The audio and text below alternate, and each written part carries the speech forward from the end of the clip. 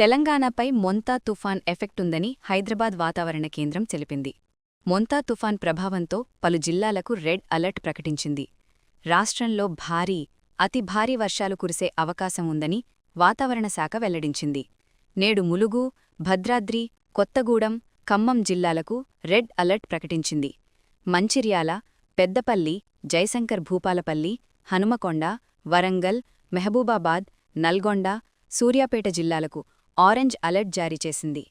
కొమరం భీం, జగిత్యాల, కరీంనగర్, సిద్దిపేట్, యాదాద్రి భువనగిరి, నాగర్ కర్నూలు జిల్లాలకు yellow alert జారీ అయ్యింది.